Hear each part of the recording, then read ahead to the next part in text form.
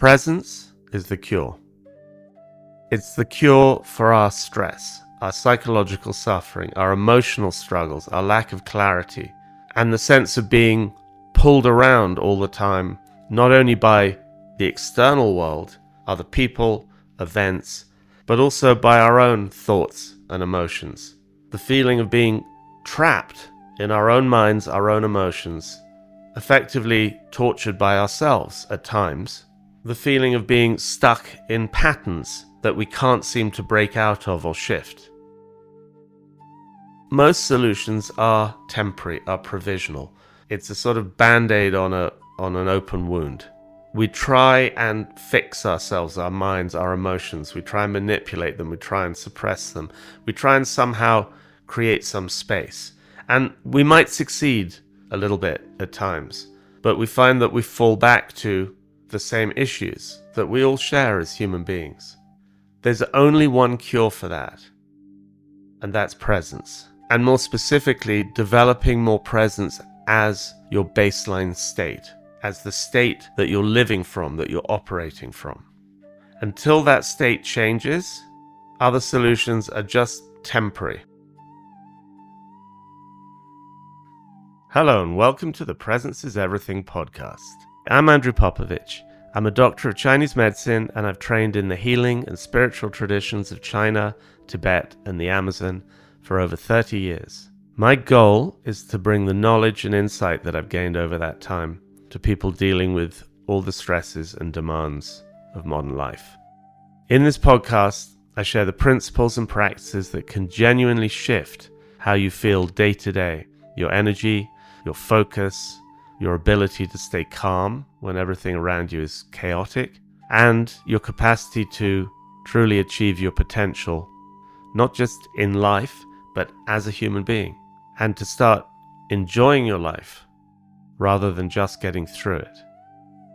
In this episode, I want to give you an overview of this paradigm and how this whole system actually works. The relationship between your mind, your energy, and your body, and what you might call your spirit.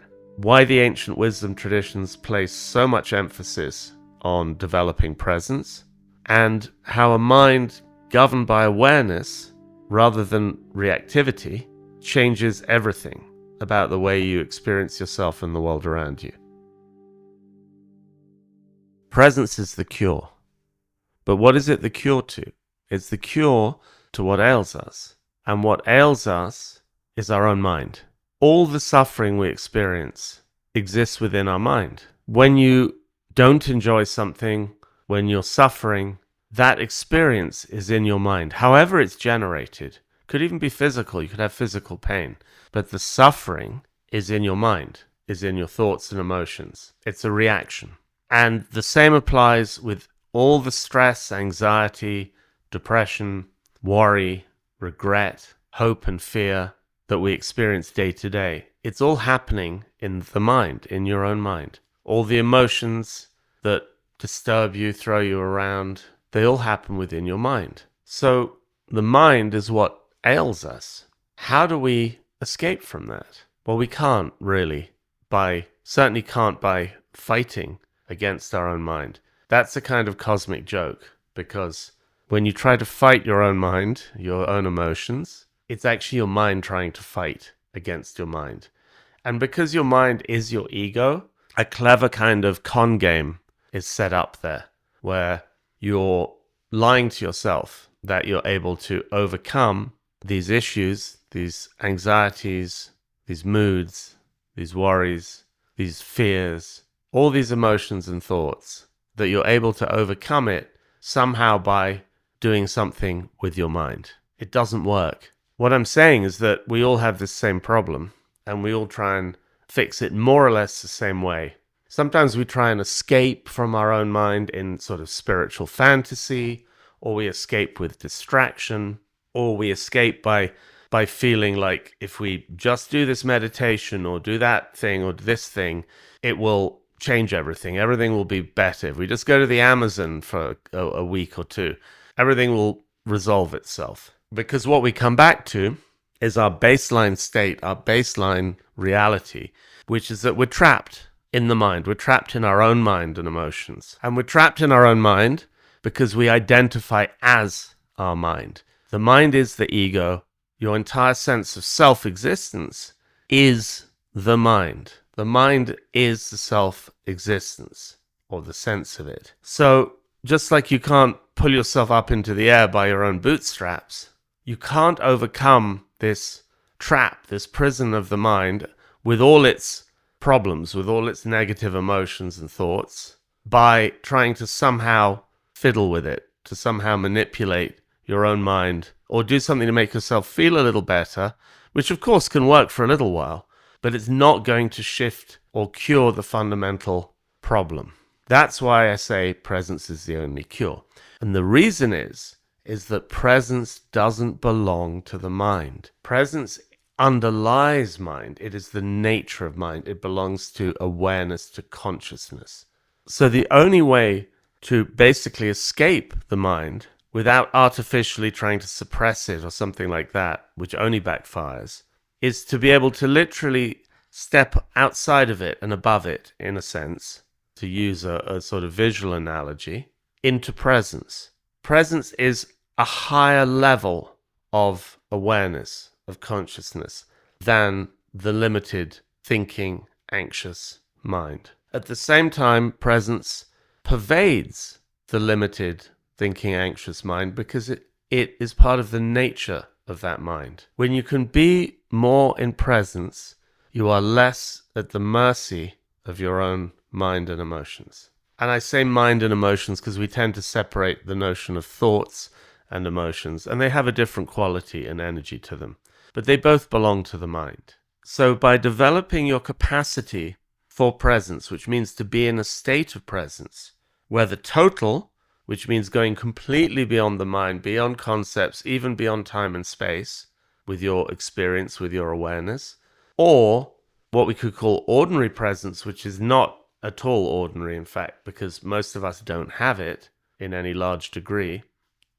If we can at least go into that ordinary presence, we become more like a shepherd watching the flock of sheep mill around in their pen, rather than the sheepdog chasing them around, frantically trying to organize them and corral them with no real success.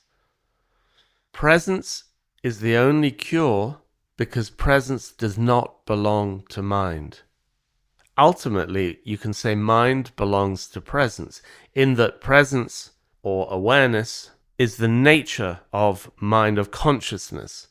Mind is like a sort of whirlpool within that ocean. If we move into the ocean, we're no longer trapped in the whirlpool. We can still observe the whirlpool. We can still interact with it, but we're not trapped within it anymore. It no longer forms the bounds of our reality. And we start to experience a more spacious reality. I could say a more spacious state of mind, but it's deeper than that. It's literally a more spacious reality. And this is not about somehow going off into a sort of spiritual fantasy dimension. It's right here, right now, in the reality we normally experience. You experience it differently. You have a sense of spaciousness, internally and externally, that's almost impossible to really describe. It has to be experienced. And it's not mysterious in that if you develop your presence, you will experience it. It's as simple as that. Is it easy? Not always. We have a lot of obstacles, but we can clear those. And there's a clear set of methodologies and structure and paradigm in the ancient wisdom traditions on how to do that. It's not vague. It's not hope for something to happen one day if you pray somewhere. It's a specific set of understandings and practices, working with your being, working with your mind, working with your energy, and working with your body. Clear the obstacles to presence. In this episode, I want to give you a framework, an overview of how you can start to move towards greater presence as your baseline state, as the state from which you operate, the state in which you live. So the first thing to understand is that you live inside your mind. Your entire experience of life happens there. The trap is that you don't just have a mind, it's that you identify with it. You think that your mind, or you feel that your mind is you. So your thoughts feel like you, your anxiety feels like you, your mental chatter feels like you talking to yourself. And there's no apparent separation between you and the thing causing the problem. Because sometimes the thing causing the problem is your own thoughts, your own emotions. Sometimes it's something external, but it's not really something external, is it? It's your thoughts and feelings about that. If you're truly not bothered about something that happens, then it doesn't affect you, doesn't disturb you. So there's this feeling of being bound up in our own mind, which includes our own emotions, but it's more than just being caught in it. It's that we feel that it's sort of us. We don't feel like there's any way to escape from it, because it seems like the entire dimension of our existence, our mind, our sense of self. So when your mind is scattered or stressed or anxious or overwhelmed, it feels like you are those things. You can't step outside them. You're trapped inside them. They take you over. They fill your experience. So what do we try and do about that? Well, normally we try and, in a way, think ourselves out of thinking. We try to suppress it, try to suppress the thoughts that come up, the emotions that come up, or we try to just smooth everything out, or we try to control it. We try to control our mind, control our emotions. But that's ultimately the mind trying to control itself. I mean, what else is doing the controlling? It's your mind. So your mind is trying to control itself, control the mind. And it's almost schizophrenic. It's like you feel like there's one part of your mind that's trying to control another part. It's like when people talk about the ego, they talk about it as if it's something separate from the mind. No, the mind is the ego. The ego is the mind is the ego. It's the mind that has a sense of self-existence, and the idea that somehow you're going to work on your ego with your mind, it's a cosmic joke. And it's a trick of the mind itself. It's a trick of the self-existing mind of the ego to fool you into thinking that you can somehow pull yourself up by your own bootstraps, in a way. So there was an ancient Chan master. Chan Buddhism was really Taoist in nature, but it's when Buddhism came to China, it kind of got taken over by Taoism. And later, like in Japan, that became Zen Buddhism. But this ancient master called Sung Tsan, he said, if you work on the mind with the mind, how can you avoid an immense confusion? So what he meant by that is that there's exactly this thing of you can't overcome the thing, the mind, with itself. And there's an actual Japanese Zen saying of blood washing blood. So it's like trying to, imagine trying to wash blood off your hands with more blood. Doesn't work, does it? So what does all this mean? This means that we can stop trying to manage our own minds and manage our emotions, which ultimately is a struggle with ourselves. It's a kind of civil war. We're fighting ourselves. And guess what that does? It creates more tension. And in fact, it amplifies the thoughts and emotions that we're trying to escape from, effectively. So if we're not going to try and fight with ourselves, manage our own mind anymore, what are we going to do? We need to do something, don't we? We need to deal with this situation of stress, of anxiety, of having fears and stress and anxieties and depression come up, just when we're trying to get to sleep, lying in bed, and the mind starts going. It's like, it's not an acceptable situation. So we need to do something, but what we've been doing hasn't been working very well. Sometimes we can force a little bit of peace on ourselves. We can strategize around our thoughts. We can do some breathing. We can try and find a little calm space. But the problem is that the mind fires up again all the time. And in fact, the more you try and shut it down, suppress it, the more it will come roaring back. These thoughts, these emotions that are unwelcome. The only solution, the only cure to that is presence. Because presence is the one thing that isn't the thinking mind, isn't part of the thinking mind. Presence belongs to the nature of mind. It's like the difference between a wave and the ocean that wave is made from, that exists within that ocean. if the ocean is consciousness itself, is the nature of your mind, is pure awareness, you have this wave or these waves, which are your mind, are the thoughts, the emotions, and so forth. But whatever the waves are doing, the nature of the ocean is unchanged. It's just ripples within the ocean.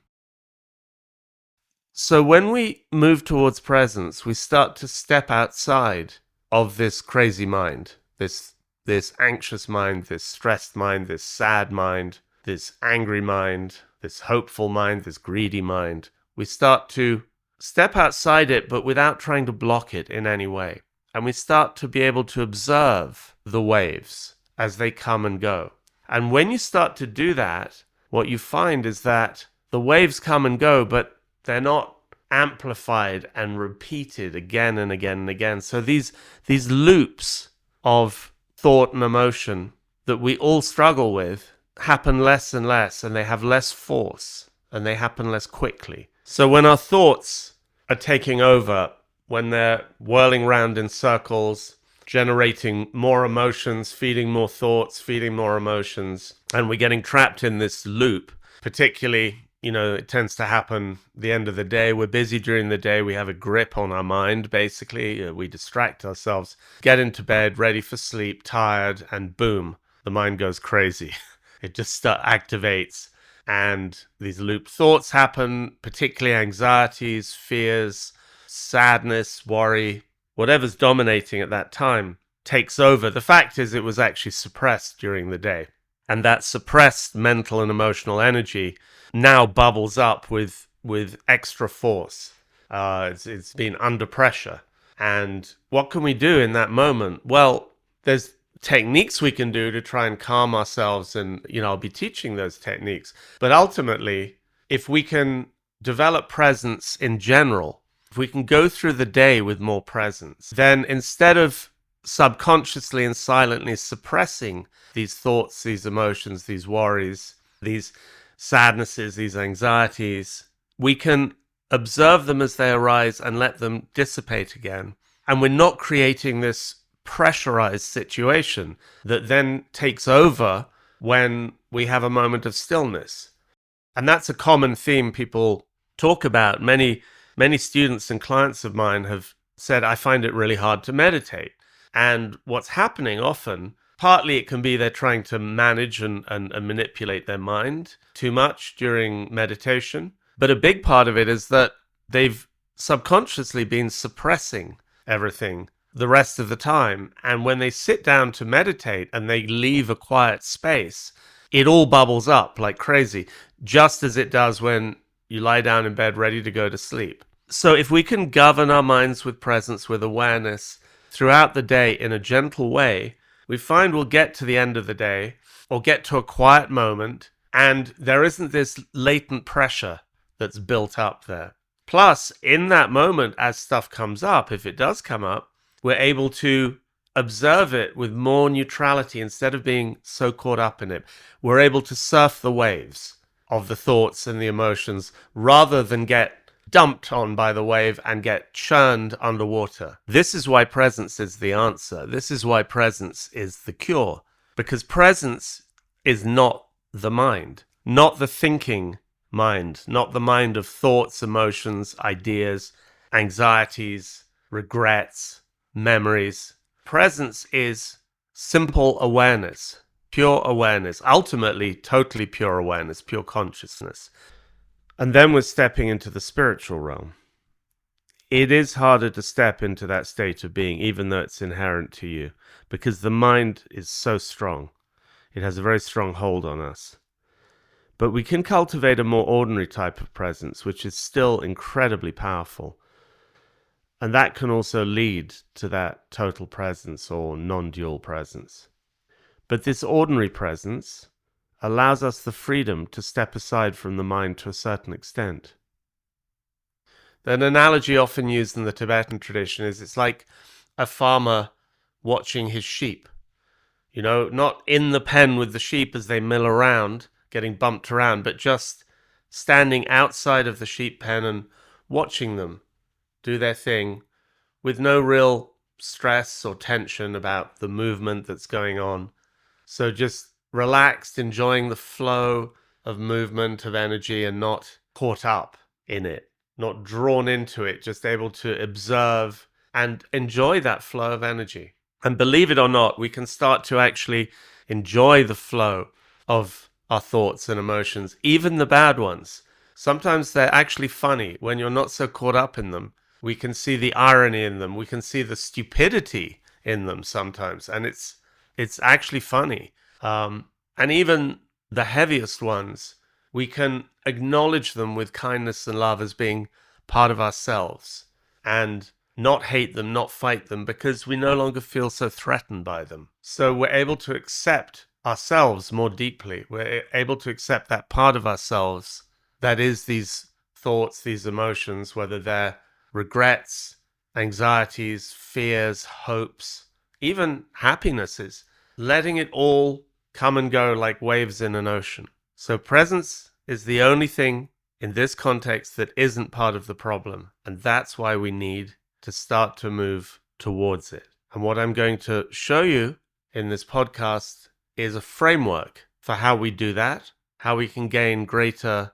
understanding of ourselves, of how we function as human beings, and how we can engage with ourselves and with our life to start to cultivate this presence and start to get more and more inner freedom for ourselves. And in subsequent podcasts, we'll go into much more detail about specific methods, specific knowledge. But the aim of this podcast is to give you a broad understanding, a framework of where I'm coming from with my teachings, and more importantly, of what this ancient knowledge has to offer for the problems that we're all facing today, and that are universal human problems that have always been around. We think we're unique in the modern world with stress and so on. In some ways we are, the pace of life, but these are fundamentally human problems. So in that sense, they're timeless, and this wisdom is timeless as well.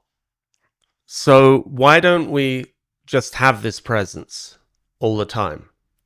What's stopping us from having this presence all the time? You don't need to create or acquire presence, actually. It's not something you obtain. The nature of your mind, of your consciousness, is pure presence. It's always there. It's indestructible. The thing is, it's covered up.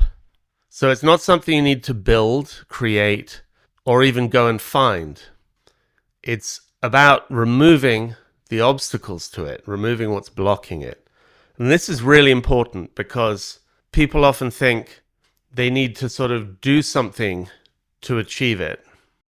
And it's actually an undoing. It's an undoing of all the tensions, the mental, emotional, psychological, psychic tensions that are blocking it. So in a sense, there's work to do to remove those obstacles, but in a sense, there's also nothing to do because it's already there, like the sun behind the clouds. What covers it up are our emotional tensions, our mental tensions, our psychic tensions, our fears, our worries, our traumas, our ideas, our hopes, our regrets. These are like clouds covering the sun. But how do we get to a sunny day? How do we get those clouds to dissipate? Well, first we have to understand a little bit what they are. What those clouds are effectively your thinking mind, your thoughts, concepts, emotions, worries, and so on. And when we have all of these, let's call them tensions, for lack of a better word, within us, then what we find is that our mind goes astray in distinct ways. And we can boil it down to roughly three states of mind that are dysfunctional, that are not optimal for our well-being and our happiness and our clarity and our focus. The first of these, they're not in any particular order. The first of these is a scattered mind. So when your mind is scattered, it's jumping all over the place. Your attention is fragmented, and you find it hard for your mind to settle. So in modern terms, we could call that a kind of ADD situation. Our focus is scattered. Our mind is scattered. It's all over the place, jumping here and there. What in classical Chinese tradition is called monkey mind. You may have heard of that term before, and it's a good analogy. It's like a monkey jumping all over the place crazily. Then there's another quality, negative quality, and that is an agitated mind. And it's a little bit similar to the scattered mind. And the monkey mind kind of contains both, because it's het up, it's worked up all the time, but it's also all over the place. But an agitated mind is a mind that's anxious, it's whirling, racing. The thoughts and emotions are feeding on themselves.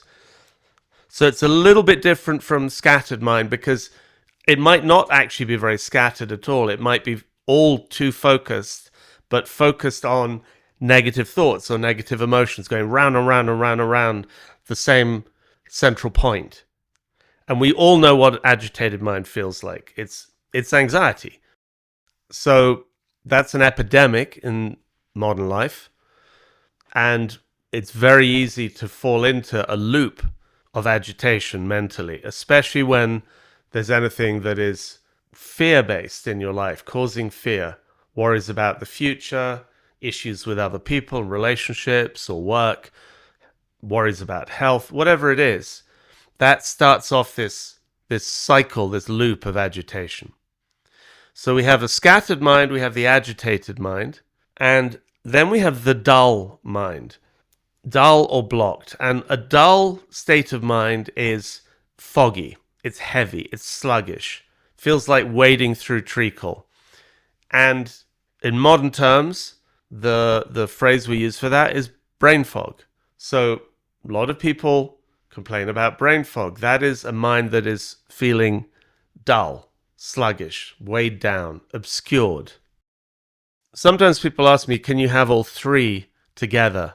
You can to some extent, but normally what we find is that we jump between them, depending on the situation, depending on the circumstance. But you'll probably find, if you examine yourself a little bit, that you tend towards one of these more than the other two. You may find you tend more to have a scattered state of mind, or an agitated state of mind, or a dull state of mind, kind of blocked, obscured, unable to think clearly, unable to motivate. It doesn't mean you won't experience the other two states necessarily, but you'll have a tendency towards one of those. That has something to do also with your individual elemental pattern, but that's a discussion for another day. These three distinct forms of dysfunction apply not only to your mind, but to your emotions, and also, very importantly, to your energy. And a little bit later in the podcast, we'll see the link there and how important that link is between your mind and your energy. But when you are experiencing a scattered mind, you'll also experience scattered energy. When you experience an agitated mind, you'll experience agitated energy. When you experience a dull mind or obstructed mind, you'll experience dull or obstructed energy. And of course, it goes both ways. And we'll look at that later.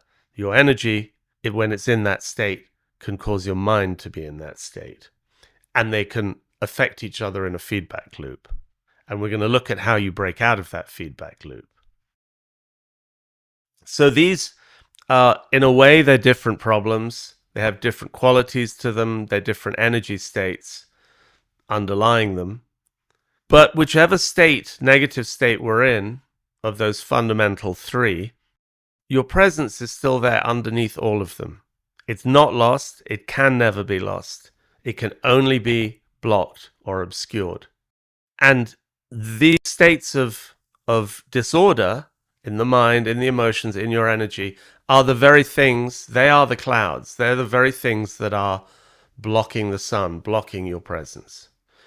When you clear those obstacles, when you unwind that agitation, when you regather that scattered mind and scattered emotions and scattered energy, when you clear and enliven that dull mind, that dull energy, then you're clearing the obstacles. And your natural clarity is right there, shining through. And when that happens, that's when you can start to find not only peace and happiness in life, but you can also start to recognize something about your deeper nature, your real nature, beyond the conceptual mind, beyond this mind that we struggle with. And you can start to escape the trap of the mind, what can sometimes feel like the prison of the mind. But it's important to understand that in no way are we trying to negate or block our own mind. It's part of us. It's an expression of our energy, of our spirit. All the thoughts, the feelings, the emotions are part of our natural energy, our natural expression.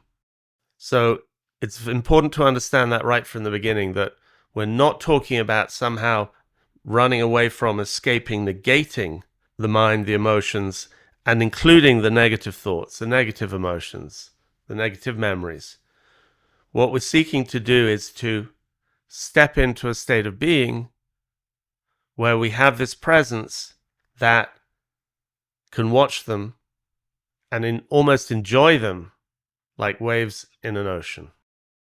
So I've talked about how we can't win against ourselves. We can't force our mind into submission. And if we try, all we'll do is manage to suppress it for a usually short period of time.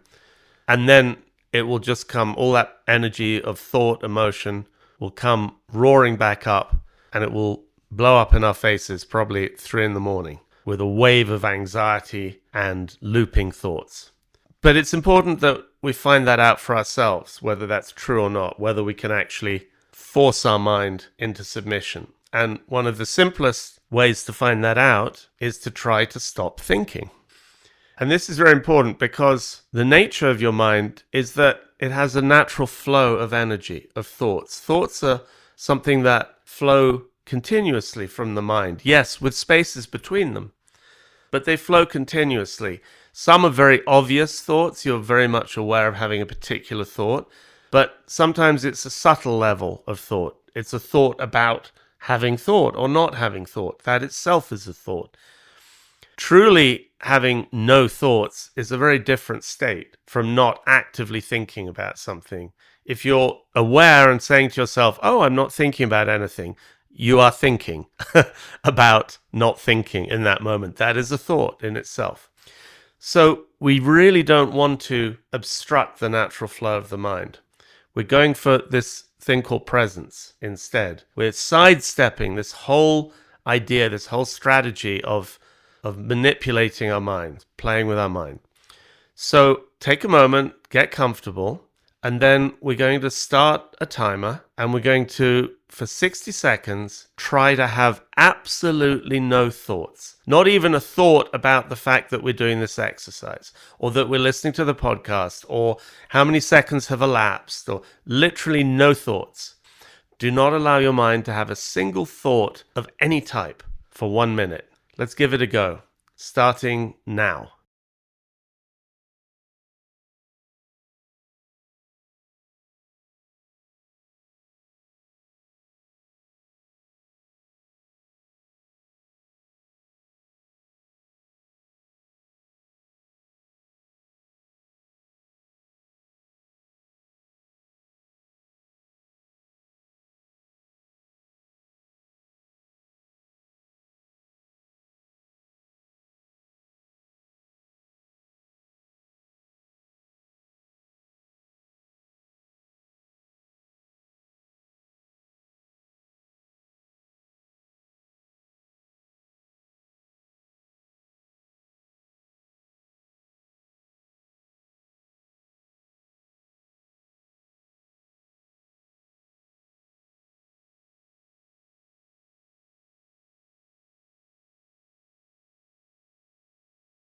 Okay, how did that go? If you're honest with yourself, did you have any thoughts at all in that 60 seconds? You probably had a lot. You probably, at a minimum, had thoughts about not having thoughts, or about when is this 60 seconds going to be up? It seems very long. Seems like it's been 5 minutes. It is almost impossible to force yourself to have no thoughts. In fact, it is impossible. Even if, by a miracle, you manage to achieve it for 60 seconds, try it for 2 minutes, or 5 minutes, or 10. You can't do it. And you shouldn't expect to be able to do it. You cannot force your mind into submission, into being switched off, and you shouldn't try.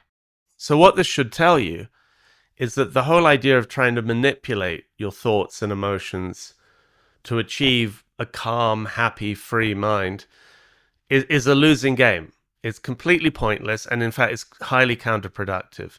Will only cause more tension.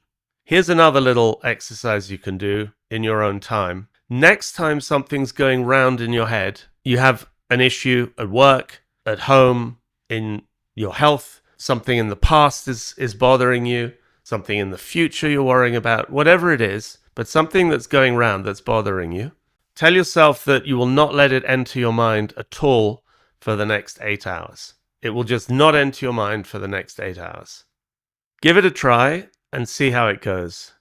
All I can say is good luck with that. The point is, you can't just work with your thinking mind directly in order to achieve some freedom from it, some freedom from thoughts and emotions that weigh you down, tie you up, agitate you, block you, scatter you. So you may ask, well, hang on, if I can't fix my mind with my mind, what am I meant to do?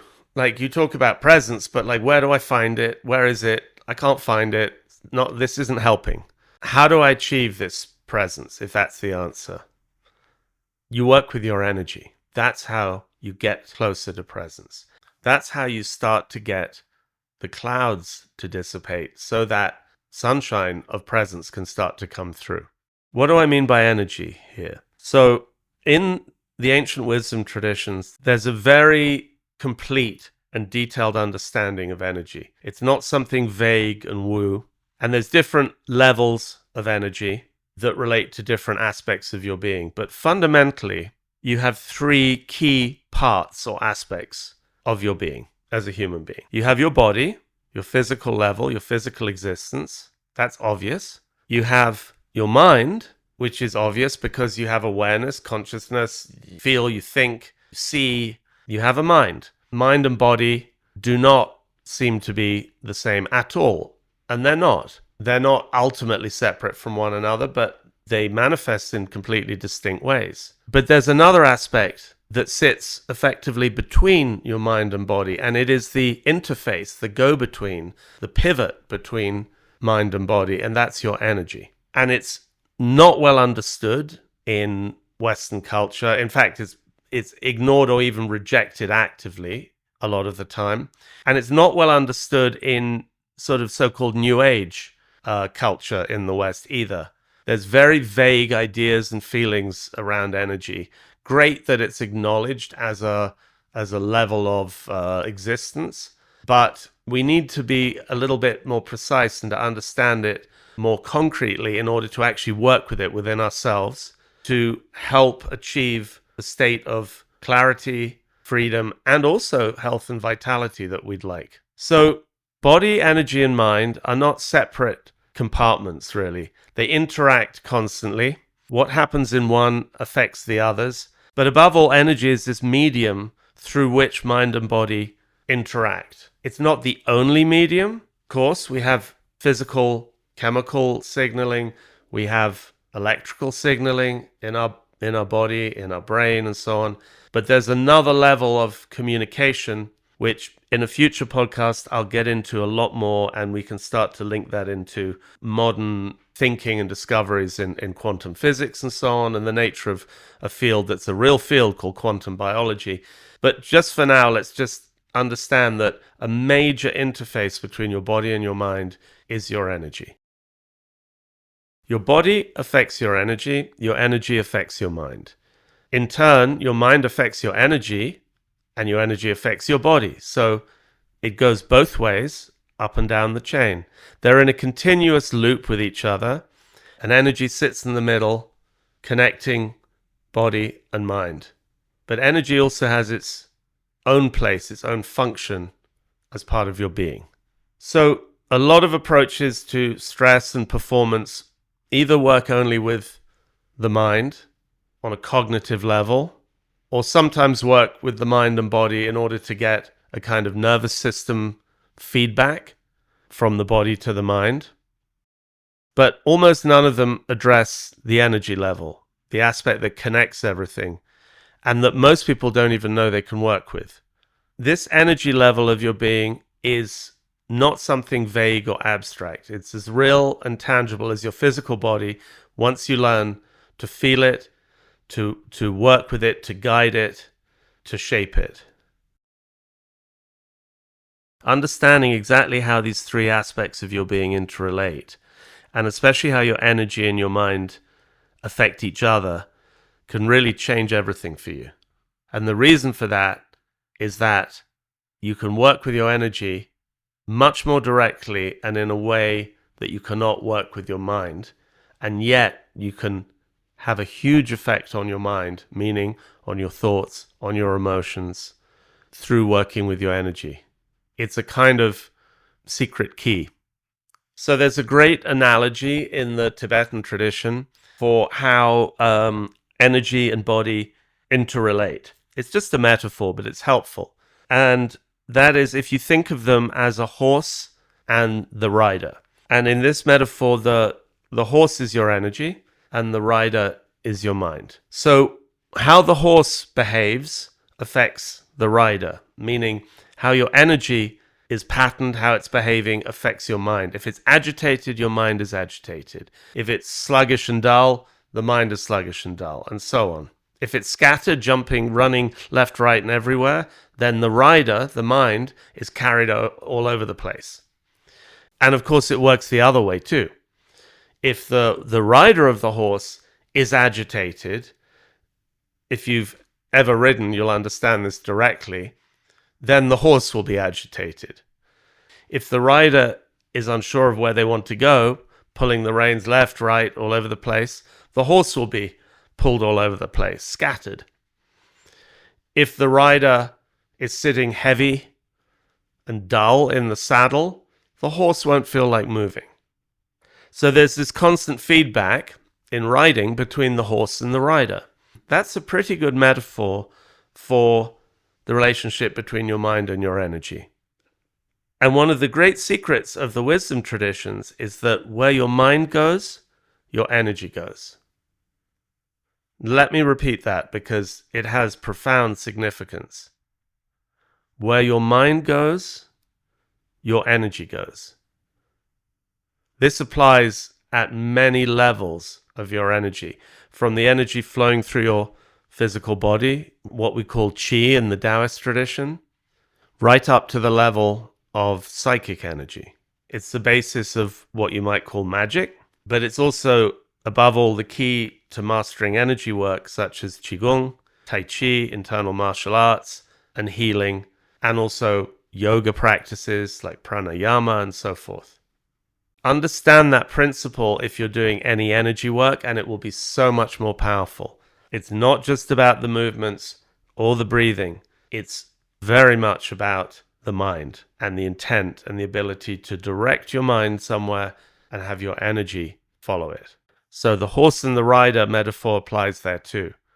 When the rider is confident, in control, has a sense of where they want to go, their direction, their destination, the horse will take them there in a smooth, fast-flowing way. So if we're going to work with the energy level of our being, recognizing the importance of it, how should your energy be? Well, we can say there are 6 essential qualities that your energy should have. It should be centered, it should be calm, it should be smooth, it should be balanced, it should be flowing, and it should be free. So let's look at those one by one. Centered, what does that mean? That means your energy shouldn't be scattered all over the place. It should be unified both within your body and more broadly within your interaction with the outside world. You should have, above all, a sense of center, of energetic center. If you have that, your energy will be centered. Calm, what does that mean? It means your energy should have stillness within it. There's a famous Taoist phrase, stillness in movement and movement in stillness. It's a very profound saying. It has many levels of meaning. It's a sense of being settled in its place, but not necessarily static. Smooth. What does that mean in this context? When your energy is smooth, it doesn't have an agitation in it. It doesn't have a rough vibration in it. So smoothness in your energy is like a musical note being pure and not having a rough edge to it, a rough tone in it. Balanced. Balanced means that your energy, above all, is balanced within your body. So it's balanced between the upper and lower body. The right amount of energy is in your brain. The right amount of energy is in your legs, in your arms, in the various organs. Everything is in its place to the correct amount. When your energy is not balanced, not only can you get health issues, but you can find that you get imbalances in your mind and emotions. Balanced also can mean balance between yin and yang qualities. So your energy is not too hot, not too cold, not too dry, not too damp. Again, that's a vast subject in itself, but we get the basic idea here. Flowing.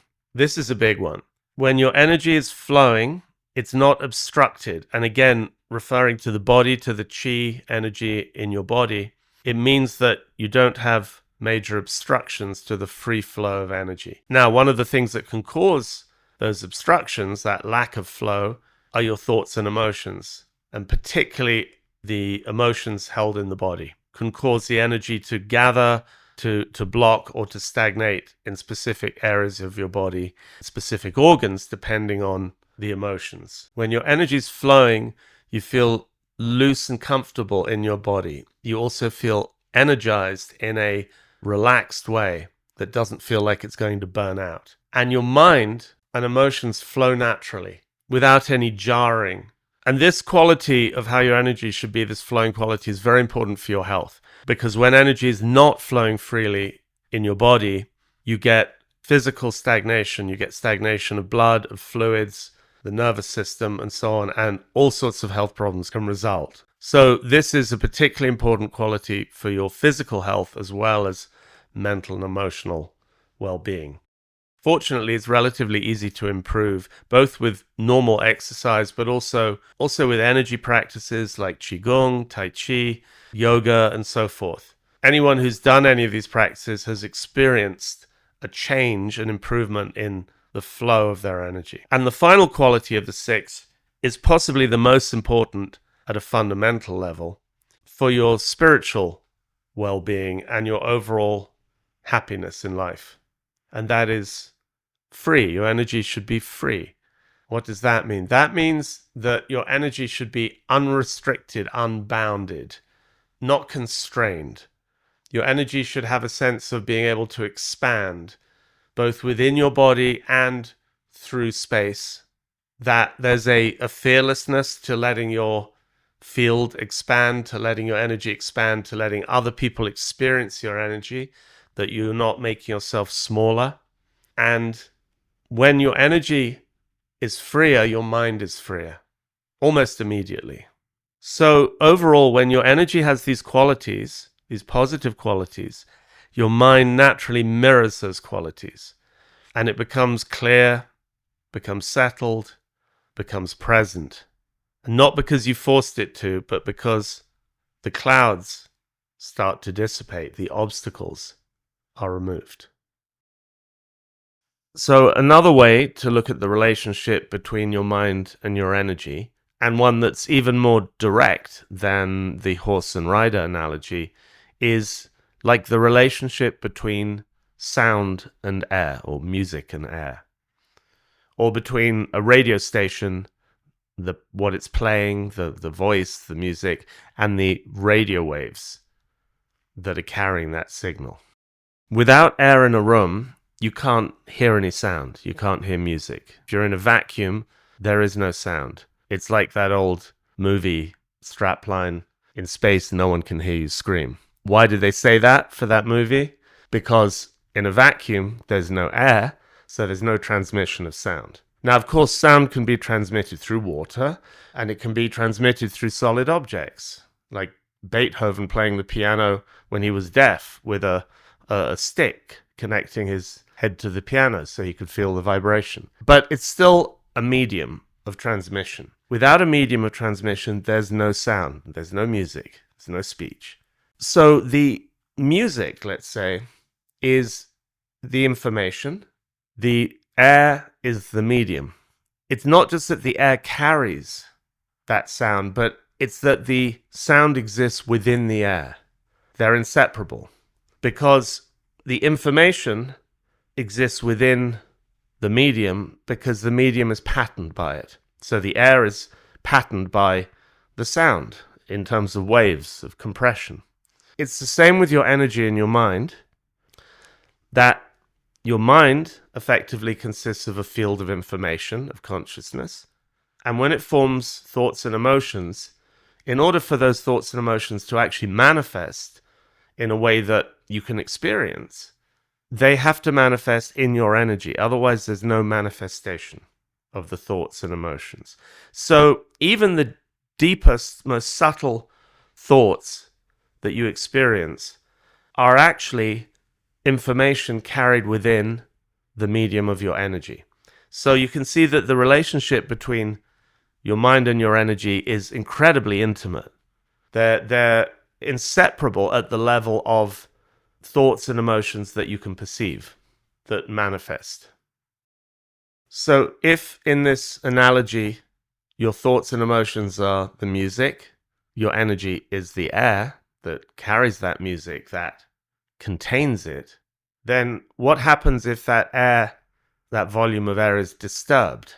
Obviously, the music or the speech or whatever you're hearing becomes disturbed as well. It becomes garbled, becomes distorted. So that's exactly how, when your energy becomes disturbed, scattered, agitated, or dull, that exact effect happens to your thoughts and emotions, to your active mind. And vice versa. When your mind is experiencing some level of disturbance, that will affect your energy in a corresponding way. So what this means in a practical sense is that as hard as it is to intervene at the level of the mind, our own minds, and as counterproductive as it can be, because we end up fighting ourselves, putting one part of our mind to work fighting another part, it's a losing game. It's a civil war. So we need to end the civil war. But then what do we do? Well, we can intervene at the level of our energy. Because of this relationship between your energy and your mind, it's much easier to actually do something for your energy. You can also use your body to help you do that, and your breath. And by doing that, you have an effect on the mind, but you're not fighting your mind or controlling it or blocking it. You're simply removing the disturbance that exists both in your energy and in your mind correspondingly, in the form of troubling thoughts, emotions, anxiety, stress, regret, sadness, even overexcitement at times. So it's not to say that your energy is more important than your mind, but in a way it's more important until you get very good at releasing the mind. It's more important as a method of intervention, of doing something to create a change. And the extent to which you'll use your body in this process is really all about what working with your body in certain ways can do for your energy. So you may say, well, hang on, surely we're not just, the thoughts and our energy in our body. It's like, no, ultimately you have consciousness and you're part of consciousness. You have a nature of pure consciousness. That's more fundamental than your conceptual mind, than your thinking mind. It's beyond energy, it's beyond time and space. In fact, space, time, energy, and matter are emergent properties of fundamental consciousness. This is something that's being realized in the realm of theoretical physics nowadays. But your thinking, conceptual, active, time-bound mind cannot exist without your energy, any more than music can exist in a vacuum. So on a practical level, that's what we're working with. And this is why working with your energy isn't optional. It's the medium within which your mind operates, And the medium within the mind that you identify with exists. In the traditions I've trained in, and particularly in the ancient Taoist tradition, there's always the principle that whenever possible, you work with all aspects of your being simultaneously. So your body, your energy, and your mind. This creates a synergy that really is the whole being greater than the sum of its parts. The reason for this is partly that we tend to be fragmented as humans. We tend to have separated our awareness, our mind, from our energy, often from our body. We often have separated our energy from our body in that we're not harmonizing and optimizing the flow of energy with our body, like in the way we hold it, our posture, etc. And so by bringing those three aspects back together, we start to become more coherent, more reintegrated. And that in itself is a doorway to greater presence. And so an analogy here is like driving. When you're driving, you have three main things you have to do. You have to watch the road. You have to see where you're going, basically. You have to steer the vehicle. And you have to work the pedals, accelerator, gas, and brake. If any one of those is missing, you're not going to drive successfully. You need all three together as one.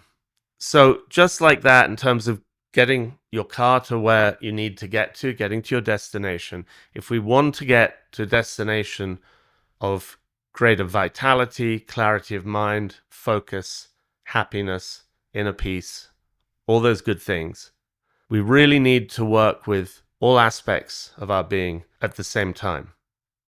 Now, the extent to which you work with any one aspect in any one moment can vary. Of course it can.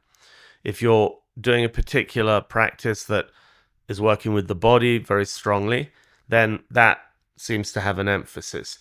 You're probably also working with your energy at the same time, though. And to some extent, also working with your mind. But there may be more emphasis on the physical. There may be more emphasis in some other application on the energy side of things. You may be using your breath more in a certain way. And there may be emphasis in other areas on the mind more. Perhaps you're just doing sitting meditation. That still engages your energy in your body. You sit in a certain way. You keep your spine straight to open and regulate your energy flow. You breathe a certain way. So even when you're ostensibly just working with the mind, you're not really, not if you want to be successful at that practice.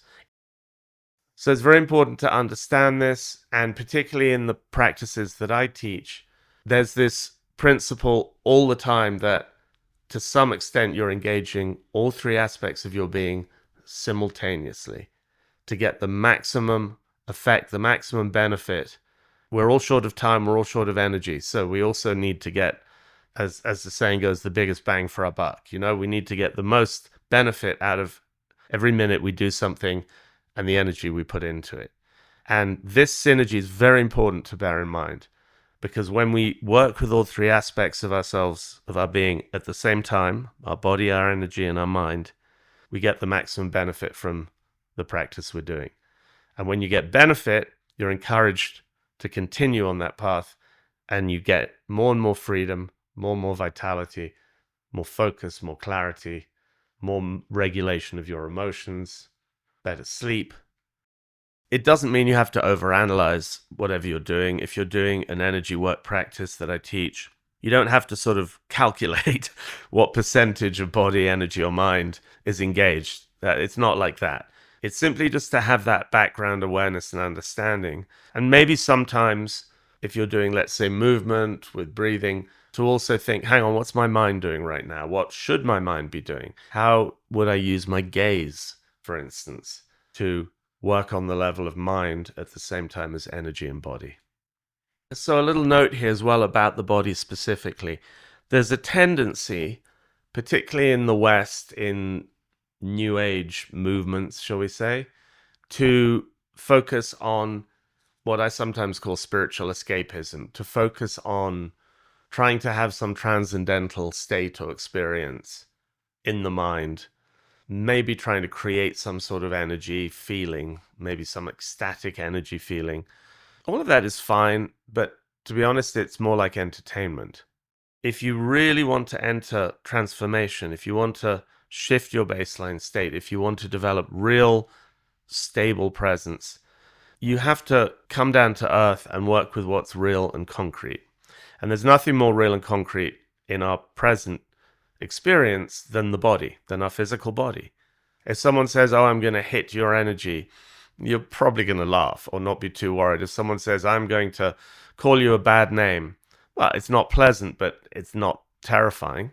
If someone says, "I'm going to hit you over the head with a hammer," that's serious. Why? Because our physical body is very real to us and we depend on it.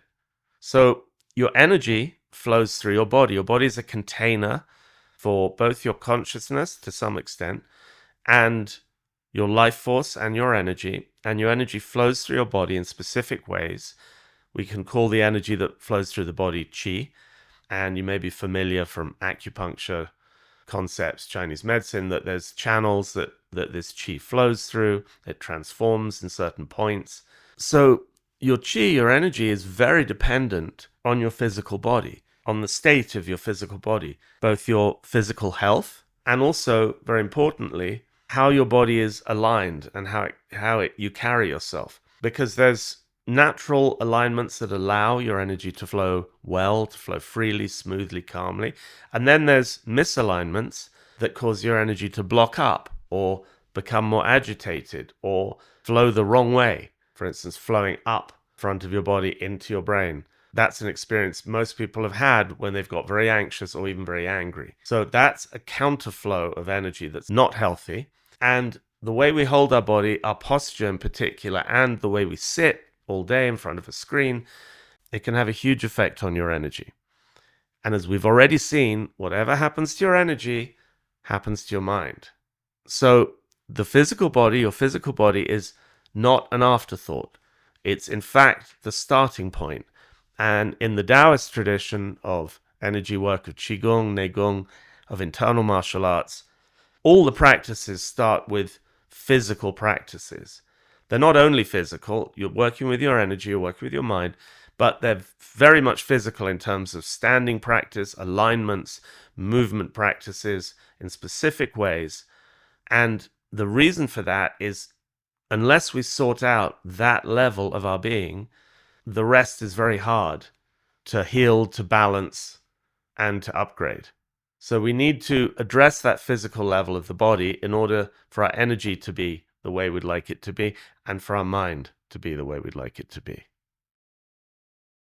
So another major factor, and one it crosses over both body and energy, overlaps both, is diet. And we're all aware of the effects of diet just on our physical health. But there's also a strong effect on our energy, a direct effect. And it works both ways in that the way diet affects your physical health will affect your energy, but certain foods, all foods actually, affect your energy directly. Some foods have very strong effects on your energy, and they may be generally not a good thing to eat, or it may depend on your individual pattern, your elemental pattern. So whether you tend towards dampness or dryness, whether you tend towards heat or cold internally in your system. So a food that can be fine for one person, let's say hot spicy food, could be a real problem for another person, could cause agitation and energetic and health issues. So that becomes quite individualized. Obviously, it's something that in private sessions I can do an analysis of for my clients. But I will do a podcast specifically on this topic, and you'll get a good idea in that podcast of some of the major guidelines and ways of assessing your own patterns and what might be better or worse for you. So some foods can agitate your energy, some foods scatter your energy, some block or obstruct your energy, some foods can weaken your energy. And on top of that, we have toxins. So we have additives, chemicals, pesticides, etc. in food that are almost universally negative.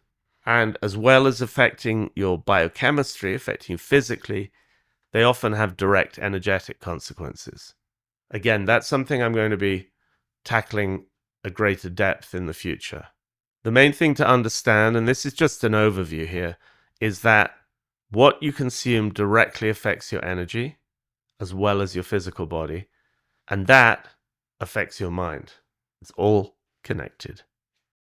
So another factor, while we're in the area of body, of your physical existence, as I mentioned already, is posture, but also exercise. Exercise, relaxed, moderate exercise, helps your energy flow. It helps release blockages. Without doing any specific kind of energy work, physical exercise is good for your energy and therefore good for your mind. It's obviously good for you on the physical level, hormonal level, neurological level, etc. as well.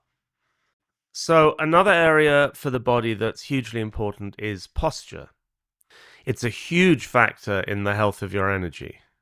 And it's one of the easiest things to change. You don't have to learn any techniques or practices. All you have to do is develop some awareness of how you're holding your body, whether it's standing, sitting, walking, and what correct posture feels like. Not looks like, feels like. So the thing to learn is what is correct posture. That's the information. Once you understand that, once you've felt it in your body, you can recreate it. Basically, how you sit, how you stand, how you carry yourself has a massive bearing on the flow of energy through your body. If your posture is breaking or blocking your energy, your mind is directly affected. And most people have no idea this is happening. They know they don't feel great. They feel tired, they feel foggy, they feel agitated, but they may not realize that a big part of that, or at least a quick fix that's significant, is to adjust their posture to a healthier, more natural and open alignment. So now that we've had some understanding and some theory about how we function and what the path to greater presence might look like, we need to start looking at actually how we get there. That's the obvious question. It's like, this is wonderful, but what do I do? How do I get there? So techniques are useful. Learning a breathing technique, an energy technique, just a physical technique, whatever we might apply in the moment in order to calm down or clear our head or get to sleep. There's nothing wrong with having techniques, but we don't want to miss the forest for the trees. Techniques are useful, but as the saying goes, you don't rise to the occasion, you fall to the level of your training. So what this means is that under pressure, you will revert to what your baseline state is. It's completely different what you can do without pressure and what you can do under pressure. What you establish as your baseline state is where you'll be when the pressure is on. So this work is not only about giving you techniques for moments of stress or anxiety or sadness or insomnia or brain fog. It's about shifting your baseline state, shifting the state that you live from and operate from. There's a big difference between having let's say, a breathing exercise that you go for when you're anxious and can't sleep, and changing the state that you're actually living in moment to moment. If your baseline state is scattered, tense, reactive, then when the real pressure comes, that's the state you'll be in. You won't be in the optimum state that you had when you were in a room alone or in a retreat practicing. And this is something that happens to a lot of people who, particularly in the West, who go on retreats, meditation retreats in the Amazon, whatever. They have a peak experience of everything being great. They've got rid of their emotional traumas. They feel fantastic. They can handle anything. And as soon as they drop back into normal life, it all falls apart. It feels like it falls apart anyway for them. And then people can often get quite depressed about that. In fact, the reality is they probably are dealing with ordinary life better than they were before that retreat, that experience. But they're not dealing with it at that peak level. They're dealing with it a little bit better because their baseline state has shifted a little bit. So if your baseline has genuinely shifted, if your energy's smoother and your mind's clearer and your nervous system's more settled, then when you're under pressure, you'll experience it from a fundamentally different place. And the deeper shift is that as you progress, your mind becomes increasingly governed by awareness rather than by your thoughts, your emotions, and reactivity. So you become more like a shepherd watching their flock rather than the sheepdog chasing them around in the pen, trying to corral them and get them to go in the right place. The traditions I trained in were designed to bring about this genuine transformation, this deeper shift. Not just temporary relief, temporary solutions, but a really permanent transformation in how you function as a human being. Now let's get to how we can actually take action, how we can intervene for ourselves. So over decades of working with people, teaching, coaching, treating people, I've managed to narrow down 5 main areas or entry points where we can take action. These are not necessarily separate parts of your being. They're just areas where we can do something, and they're distinct from each other a little bit. So those 5 main areas, first of all, is your mind. So how you engage with your thoughts, your emotions, awareness itself, the practices you do with the mind, working with your mind directly, working with your gaze. This is intervention at the level of mind. But as we've already seen, we're not trying to manipulate, control, divert, suppress. We're working with our mind in a way that is in harmony with the movement of the mind. The second area is your breath. So your breath is one of the most powerful tools you have because it connects directly to both your energy and your mind. It's also incredibly simple to work with. You do not need to learn complicated breathing practices. What you need to develop deeper and deeper awareness of your breath and places to guide it to within your body and how to enter into the deeper levels of your energy through the breath. But even at a simple level, just being aware of how you're breathing when you're under stress, under pressure, and letting it relax and slow down, that in itself is hugely powerful. So you can work with your breath to change your state. The third area is your energy. So obviously working with your breath impacts your energy as well. There is some overlap. But when I say your energy, I mean specifically working with your energy.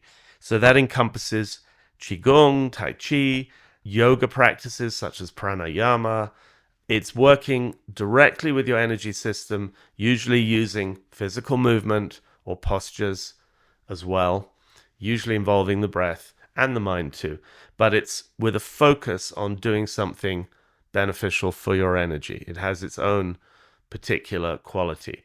And also therapies that work on your energy, such as acupuncture, such as shiatsu, reflexology, even a simple massage can free up blockages in your energy.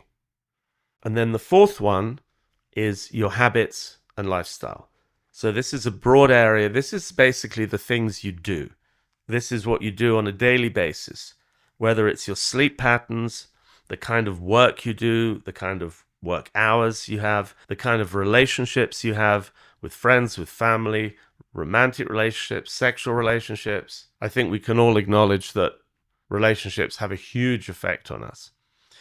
Your environment can have a huge effect on you, particularly in relation to your individual elemental pattern, your individual constitution.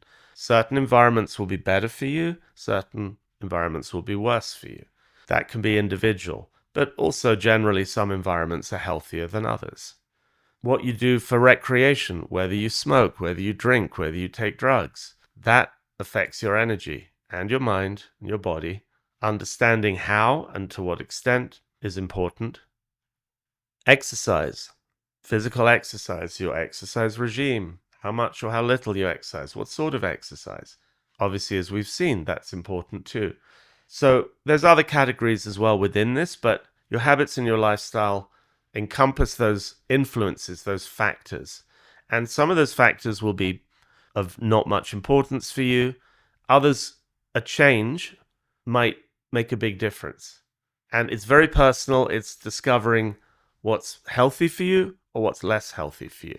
Particularly in the Taoist tradition, there isn't really a moral judgment on habits, lifestyle, substances, all of that stuff. It's just considered healthy or less healthy. So is it serving you or is it not? Is it moving towards more life or less? So in that sense, you examine your habits and your lifestyle dispassionately, unemotionally, and just look at, is this good for me or is it not so good for me? Without any real judgment. We step back and we just go, is this healthy for you or is it not so healthy? And sometimes we have to be a little bit honest with ourselves. And then the fifth area of intervention, let's say, is diet. And we've already talked about that. So how various foods help or hinder you generally and individually, and also avoiding toxins, pernicious influences in food and in the environment. Each one of these 5 areas reinforces the others. Of course, we have a synergy going again. And as you make changes, evaluations in these 5 areas, as you learn techniques or methods to improve in these areas, whether it's your mind, your breath, your energy, your habits and lifestyle, or your diet, you get a synergy happening where you get a lot of improvement in the quality, the health, not only of your physical body, but of your energy and of your mind. The important thing is we're not approaching any of these with intensity, with tension. We're just making small changes in a progressive way, and particularly identifying where the biggest wins lie. Where can we get the biggest win from changing something, eliminating something, or adding something? So it may be that you realize your posture isn't great and you make a change there and it has a huge effect. Or it may be that there's something in your diet which is actually affecting not only your physical body, but affecting your energy and your mental state. And just cutting that one thing out of your diet could make a big difference. It could be that you realize that the work or career you're doing is draining you, is not good for you. It could be that you learn a simple energy work technique and it dramatically changes how you feel, your clarity, your focus, your sleep. So we can look at all the factors. We don't have to change or add or eliminate everything at once. We just find where the big wins lie and we go for those first. So this first episode of the podcast, I wanted to do an overview, really, of this overall paradigm to give you some general understanding, a framework of understanding. And in subsequent episodes, we will go into individual areas that we've talked about, also other concepts I haven't mentioned here today that are hugely powerful and useful.